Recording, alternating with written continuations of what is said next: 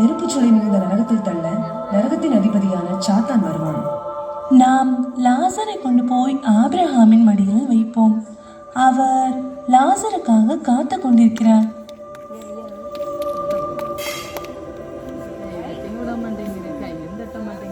ஒரு படத்துல கவுண்ட் பண்ணி தேவையில்லாம கை தட்டுவோம். மாலை பண்றது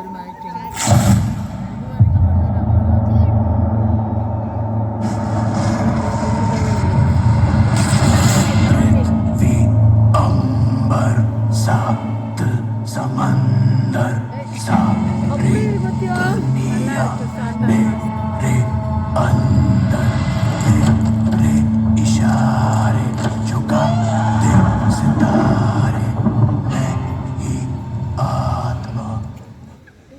ஐயோ, மிகவும் வேதனையாக இருக்கிறதே. நரகத்தின் கொடுமையை என்னால் தாங்க முடியவில்லை. அப்பா ஆபிரகாமே, எனக்கு இரங்கும். எனக்கு தாகமாக இருக்கிறது. தண்ணீர் தண்ணீர். இந்த தீப்பிழம்பு என்னை மிகவும் வேதனைப்படுத்துகிறது.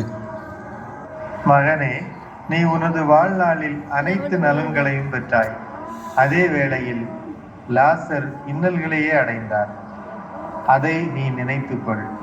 இப்போது அவர் இங்கே ஆறுதல் பெறுகிறார், நீயோ மிகுந்த வேதனைப்படுகிறாய். லாசரின் விரல் நுனியை தண்ணீரில் நனைத்து என் நாவை குளிர செய்ய சொல்லுங்கள். தந்தையை என்னால் பொறுக்க முடியவில்லை. லாசரும் இவ்வாறு தானே வேதனைப்பட்டான்.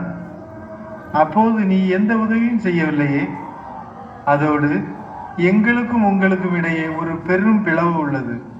எனவே இங்கிருந்து ஒருவர் உங்களிடம் வர விரும்பினாலும் அவரால் வர இயலாது. அவ்வாறே நீங்களும் எங்களிடம் வர முடியாது. அப்படியானால் தந்தையே, அவரை என் தந்தை வீட்டிற்கு அனுப்புமாறு உங்களை கெஞ்சி கேட்கிறேன். என்னுடைய 5 சகோதரர்களும் வேதனை மிகுந்த இந்த இடத்திற்கு வராதவாறு அவர்களை மனம் மாறும்படி அறிவுறுத்த கூறுங்களப்பா. மோசேயும் இறைவாக்கினர்களும் அங்கு உண்டு. அவர்கள் கூறுவதை கேட்டு உன் சகோதரர்கள் மனம் மாறுவார்கள். இல்லை தந்தையே, இறந்த ஒருவர் அங்கு போனால் அவர்கள் மனம் மாறுவார்கள். தயவு செய்து லாசரை அங்கே அனுப்புங்கள். மோசேக்கும் இறைவாக்கினருக்கும் செவிசாய்த்து மனம் மாறாமல் இருப்பவர்கள் இறந்த ஒருவர் உயிர்த்தெழுந்து அவர்களிடம் போனாலும் நம்ப மாட்டார்கள். உன்னால் நன்மை செய்ய கூடுமாயும் தேவைப்படுபவருக்கு அந்த நன்மையை செய்ய மறக்காதே. நீதிமொழிகள் 3:27. அன்பு மக்களே, கடவுள் நமக்கு அளித்துள்ள கொடைகளையும் நலன்களையும் செல்வத்தையும் நாம் பிறருக்கும் கொடுக்க வேண்டும். அவ்வாறு செய்தால்தான் விண்ணக தந்தையை மகிழ்விக்க முடியும். சக்கைவை போன்று நாமும் நமது பாவச் செயல்களை விட்டுவிட்டு மனமாற்றம் பெறுவோம்.